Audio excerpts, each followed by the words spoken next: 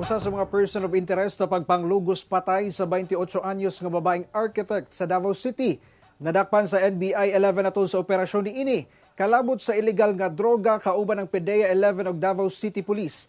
Apan ang asawa sa dinakpan, gibutyag nga gitamnan matud pa og ebidensya ang iyang bana. Ano ang report ni Argil, relator. Gikumpirma sa National Bureau of Investigation 11 nga naglusad na sila og independent og parallel investigation kalabot sa pagpanglugos patay sa 28 anyos nga babaeng architect sa Davao City gawas sa ginalusad sab nga investigasyon sa Special Investigation Task Group kon SITG sa PNP. Kini human nag-file na og formal complaints ang kabanay sa biktima ngadto sa NBI 11. Yesterday, we conducted an operation, but this is not about the rape slay. We conducted a bypass operation yesterday at Kalinan, Bukidnon Road, and we arrested a certain Renato Bayansao, 36 years old, of that area. And he is now under the custody of the PDEA 11. Dugang sa NBI 11, gikonsidera ang dinakpan nga maoy usa sa 3 hangtod 5 ka persons of interest nga ilang naila sa krimen.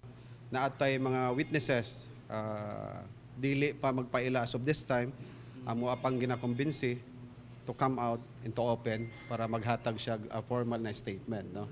Unless otherwise mugawas ni atong witness or witnesses pointing clearly and in writing, that's the only time we can say that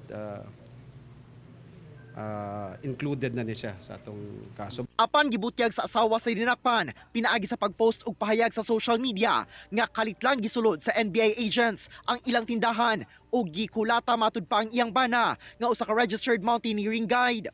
Gitanuman matud pa kini og 3 ka sachet sa droga og baril sa belt bag niini.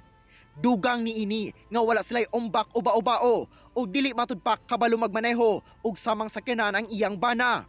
Anaara matud pa ang iyang bana sa ilang balay niadtong May 17 kay maoy nagbantay sa ilang tindahan. Apan sumala sa NBI, He tested positive for the use of illegal drugs. So dili na siya himo-himo, dili na tumo-tumo. And he is into drugs. Dili mi maghimo-himo, dili mi magpatakag pamunit og mga tao kung may mga allegations ngayon ana. And tarungon na mo ang kaso nga masob and mo saler sa court, no? dugang sa NBI, nagmatch matud pa ang dinakpan nga usasab sa 5 ka persons of interest sa SITG. Wala pa mihatag og impormasyon ang SITG kalabot niini. Kauban si Melchor Awing sa kamera. Ako si Argil, relator para sa One Mindanao.